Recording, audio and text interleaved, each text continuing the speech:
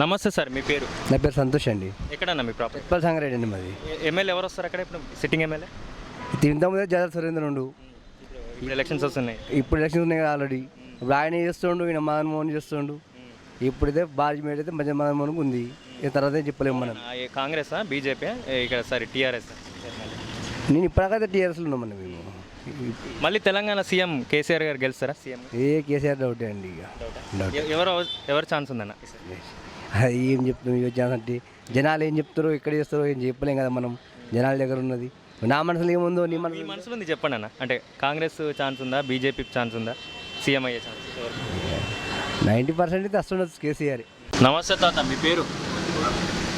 నమస్తే సారు. పేరు చెప్పు. నీ పేరు? నా పేరు లింగం. లింగం గారు. కామారెడ్డి అండి మీది? సరపల్లె. ఎట్లా ఉంది ఇక్కడ? ఎట్లా చేసిన? సరపల్లి ఇంకా రాడు ఇంకా ఇది రబ్బరు రాడే. అత్తయ్యాడు ఆడే రాడు ఇంకా. కేసీఆర్ వస్తున్నాడు కదా ఇక్కడికి. కదా మరి ఇలా చెప్తాడా? ఏం చెప్తాడు? కేసీఆర్ డెవలప్మెంట్ చేసిండా? మీకు పింఛన్ ఇస్తున్నాడా? పింఛన్ ఇస్తాడు. పింఛన్ కదే కొట్రాడే. రైతు అది బంద్ అయింది. రైతు బంధు. నాకు 30 గుంటల భూమి ఉంది బాయికాడ. పొలం ఉంది ఇప్పుడు.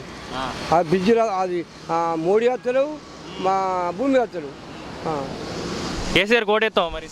ఎత్తా సీఎం అవుతాడంటావా? నమస్తే సార్, మీ పేరు? నమస్తే, నా పేరు విఠలరావు. నాది ఇస్రోజువాడి. నేను ఎక్స్ సర్పంచ్. ఇక్కడ లోకల్ ఎలా ఉందండి? లోకల్ పరిస్థితి ఎట్లా ఉంది అంటే 2 సార్లు ప్రభుత్వం ఏర్పడ్డది. కొన్ని సంక్షేమ పథకాలు అనేది ప్రజలకు చాలా చొరవ ఉన్నాయి, దగ్గరగా ఉన్నాయి, అనుకూలంగా ఉన్నాయి. కానీ ప్రభుత్వం మీద 2 సార్లు ప్రభుత్వం వచ్చి కొంత వ్యతిరేకత ఉంటుంది.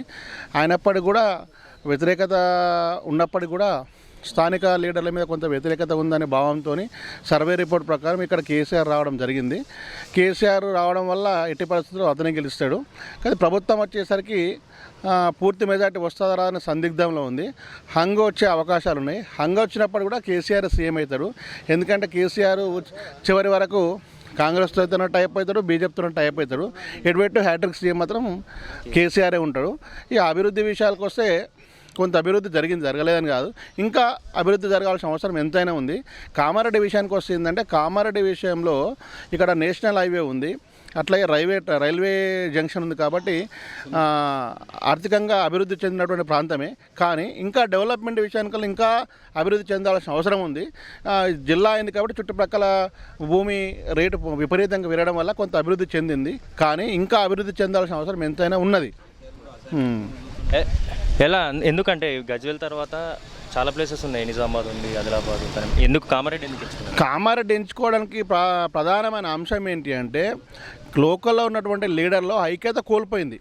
ఐక్యత కోల్పోయి ఎవరు ఇష్టానుసారం వారు ప్రవర్తించడం వల్ల ఒకళ్ళకి టికెట్ ఇస్తే ఇంకోళ్ళు ఇబ్బంది పడతారు. రెండవది ఏంటంటే ఇక్కడ ఉన్న స్థానిక ఎమ్మెల్యే మీద కొంత వ్యతిరేకత ఉందనే భావనతోని కామారెడ్డిలో జిల్లాలో పోటీ చేయడం వల్ల చుట్టుప్రక్కల ఉన్న ప్రాంతాలన్నీ కూడా కాన్స్టిట్యున్సీలు అన్నీ కూడా సీఎం పలానా ప్రాంతంలో ఉండవు కాబట్టి జిల్లా మొత్తము ప్రభుత్వము ఎమ్మెల్యేలు గెలుస్తారనే ఆలోచనతోని ఇక్కడ సీఎం పోటీ చేయడం జరిగింది. రెండో విషయం ఏంటంటే కొంత ఇక్కడ అభివృద్ధి కూడా తక్కువ ఉంది. పక్కన ఉన్నటువంటి కాన్స్టిట్యున్సీ ఎల్లారెడ్డి చూసుకుంటే, జుక్కలు చూసుకుంటే, మందూరు చూసుకుంటే ఇవన్నీ కూడా కాన్స్టిట్యున్సీలు కొంత అభివృద్ధికి దూరంగా ఉన్నాయి.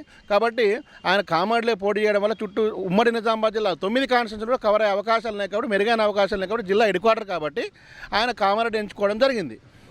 ఎట్లా ఏ మధ్య పోటీ ఎక్కువ ఉంటుంది? బీజేపీ బీఆర్ఎస్ ఉంటుందా? కాంగ్రెస్ బీఆర్ఎస్ మధ్య? కామారెడ్డి విషయానికి వస్తే బీజేపీ వర్సెస్ టీఆర్ఎస్ఏ ఉంటుంది. కాంగ్రెస్ 3వ ప్లేస్కి ఉంటుంది. కారణం ఏంటంటే కాంగ్రెస్లో ఉన్నటువంటి లీడరు స్థానికమైన లీడరు ఉండే, కాస్త కూస్త టఫ్ ఉంటుండే. కానీ స్థానికం ఉన్న లీడర్ షబ్బీరాలు తీసుకుపోయి నిజామాబాద్ వాడేము, రేవంత్ రెడ్డి ఎక్కడనో కొడంగల్ నుంచి కామారెడ్డి రావడము.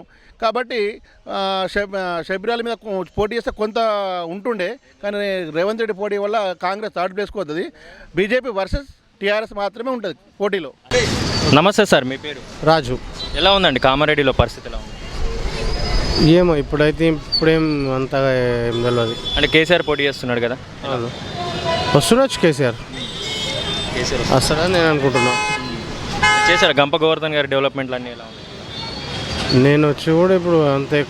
నేను ఇక్కడ ప్రాపర్ కాదు. ఎక్కడ మీరు ప్రాపర్? నేను లింగంపేట నుంచి వచ్చిన. ఇక్కడ ఏమేమి చేసి ఉన్నది అక్కడ ఎలా ఉంది మీ లోకల్? అక్కడ లింగంపేటలో ఇప్పుడు జాజాల సురేందర్ ఉన్నాడు. అప్పుడు నేను ఎమ్మెల్యే రేవంత్ రెడ్డి ఉన్నప్పుడు వచ్చేస్తే ఇక్కడికి అంతే. ఇక కేసీఆర్ మళ్ళీ సీఎం అయ్యే అవకాశం ఉందా? నాకైతే అయితే బాగుండు అనిపిస్తుంది. ఎవరు పోటీ ఎట్లా ఉంటుంది? కాంగ్రెస్ బీఆర్ఎస్ ఉంటుందా, బీజేపీ బీఆర్ఎస్? కాంగ్రెస్ బీఆర్ఎస్ ఉంటుండొచ్చు, ఎందుకంటే ఈసారి అన్నీ టఫ్గానే ఉన్నాయి కాబట్టి గట్టిగానే ఉంటుంది. రైట్. నమస్తే సార్, మీ పేరు? తిరుమల గౌడ్, ఎక్కడండి మీ ప్రాపర్? ఇక్కడ నిజాంపేట. మీ ఎమ్మెల్యే ఎవరండి ఇక్కడ? పద్మా దేవేందర్ రెడ్డి. ఎలా ఉంది ఇక్కడ సిచ్యువేషన్, తన డెవలప్మెంట్ కానీ? చాలా బాగుంది, మళ్ళీ గెలిచే అవకాశం ఉందంటారా? 100%. ఎలా కేసీఆర్ మూడోసారి సీఎం అయితే ఎలా ఉంటుంది సిచ్యువేషన్? ఆయనే కావాలి కదా, హ్యాట్రిక్ సీఎం ఆయనే కావాల్సింది. ఆయనే చేసేటోడు, ఆయనే చెప్పేటోడు, ఆయనే నిధులు అన్ని విధాలు తెచ్చేటోడు ఆయనే, కావున ఆయనే గెలుస్తుడు పక్క. అంటే కాంగ్రెస్ వాళ్ళు అంటారు కుటుంబ పాలన, వాళ్ళది బీజేపీ వాళ్ళది పాలన కాదా, వాళ్ళది సోనియా గాంధీ, రాహుల్ గాంధీ, వాళ్ళ గతంలో జవహర్లాల్ నెహ్రూ, ఇందిరాగాంధీ, వీళ్ళది కుటుంబాల పాలన కాదా? మరి వీళ్ళ కుటుంబాలను ఎట్లయితే? బీజేపీ నెక్స్ట్ మేమే, మా క్యాండిడేటే సీఎం అవుతారు, మేమే అవుతున్నాం, అది తప్పదు, అది కాదు.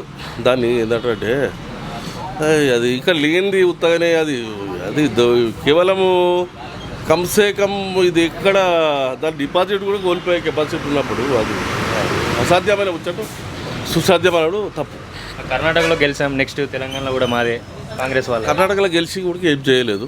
ఇప్పుడు కూడా మాకు సీఎం కేసీఆర్ వచ్చిన తర్వాత అంత అభివృద్ధి చాలా విధంగా, రైతులు మంచిగా సుఖ సంతోషాలతో ఉండడము, మంచిగా 24 hours కరెంటు కానీ, రైతు బంధు కానీ, రైతు బీమా కానీ, కళ్యాణ లక్ష్మి కానీ, అన్ని విధాలు మాకు చాలా సంతోషంగా ఉన్నాం.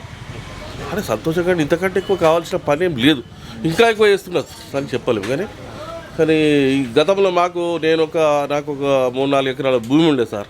అయితే మాకు యూరియా సంచి కావాలంటే కూడా చాలా ఇబ్బంది అంటే మామూలు ఇబ్బంది కాదు. చెప్పులు పెట్టిపోయినాము, మందిని పెట్టిపోయినాము, కథలు కార్ఖాన్లు ఏది చెప్పరాదు. ఇంకో వేరే పొరుగు ఊళ్ళకి పోయి కాంగ్రెస్ గవర్నమెంట్ ఉన్న దగ్గరికి మాకు అప్పుడు గతంలో టీడీపీ ఇక్కడ ఉండే, మాకు విపరీతమైన కష్టం ఉండే.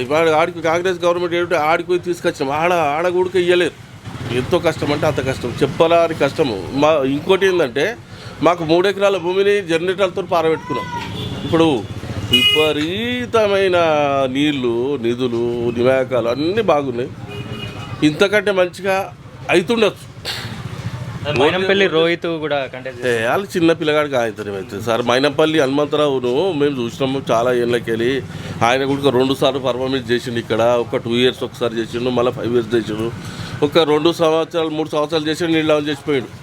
మాకు ఎక్కడ మల్లికార్జుకి వెళ్ళిపోతాం అని చెప్పాడు. మళ్ళీ వచ్చుడు ఎందుకో నాకు తెలియదు, కానీ ఆయన ఇక్కడ ఏముండదు సార్, అంత పెద్దగా పర్ఫార్మెన్స్ ఏం లేదు. అల్టిమేట్గా మీ ఓటు సార్, అల్టిమేట్గా మీ ఓటు ఎవరికి వేస్తారు? కారు సర్కారు కేసీఆర్. Super, thank you.